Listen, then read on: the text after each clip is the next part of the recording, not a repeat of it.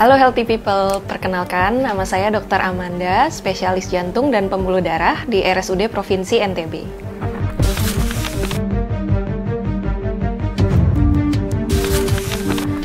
Jadi untuk kasus henti jantung sendiri, untuk di Amerika Serikat itu sekitar 180.000 sampai 450.000 orang yang menderita. Sedangkan untuk henti jantung pada saat sedang berolahraga itu sebenarnya cukup jarang. Jadi tercatat hanya 1 dari 100.000 atlet kompetitif.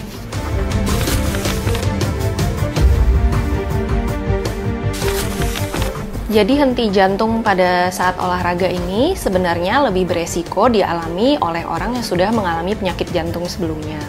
Contohnya misalnya menderita kelainan pada listrik jantung, mempunyai penyakit jantung koroner, atau pembekakan jantung. Selain itu juga ada faktor-faktor lain, contohnya seperti dehidrasi, atau ada kelelahan yang ekstrim, ataupun menggunakan doping. Jadi pada saat kita berolahraga, tubuh kita mengeluarkan adrenalin, di mana itu dapat meningkatkan detak jantung dan fungsi jantung kita. Sehingga pada orang yang sudah mengalami kelainan jantung, hal ini dapat menyebabkan timbulnya kelainan aritmia yang mematikan.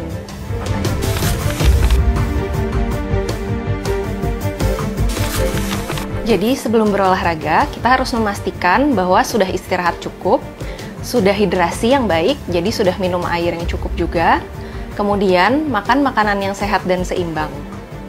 Kemudian sebelum berolahraga kita pastikan bahwa sudah melakukan pemanasan, dan olahraga yang dilakukan sebelumnya tidak terlalu berat.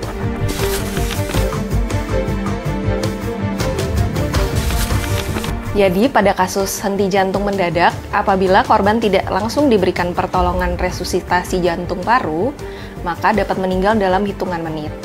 Oleh karena itu, sebagai orang awam, kita dapat melakukan bantuan hidup dasar atau yang sering disebut juga basic life support.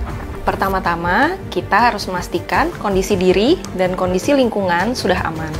Setelah itu, kita dapat mengecek respon korban dengan menepuk bahunya dan kita panggil bapak atau ibu. Setelah itu, apabila tidak ada respon, maka kita dapat memanggil bantuan, baik dari orang sekitar maupun dari ambulans terdekat. Setelah itu, apabila ada AED atau defibrilator yang biasa tersedia di tempat-tempat publik, maka dapat kita ambil. Setelah itu, dapat kita lakukan pengecekan pernapasan dan nadi korban. Hal ini dapat kita lakukan dalam waktu 10 detik. Apabila dalam 10 detik nadinya tidak teraba dan juga tidak ada pernapasan atau gasping, napas yang tidak baik, maka kita langsung dapat melakukan kompresi jantung. Kompresi jantung dilakukan dengan menekan di bagian tengah dada selama 30 kali. Dan hal ini dapat kita lakukan terus-menerus hingga menunggu bantuan datang.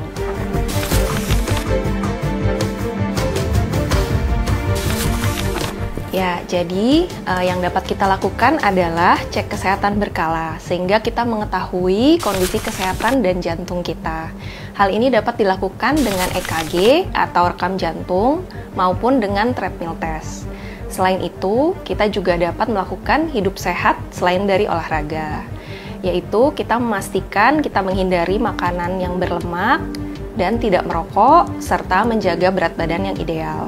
Kemudian terakhir juga mengetahui kemampuan diri sendiri dalam berolahraga, sehingga kita tidak berolahraga yang terlalu berat atau lebih dari kemampuan diri sendiri. Untuk para healthy people, jangan lupa periksa dan konsultasikan kesehatan jantung Anda pada dokter spesialis jantung dan pembuluh darah di RSUD Provinsi NTB. Salam sehat!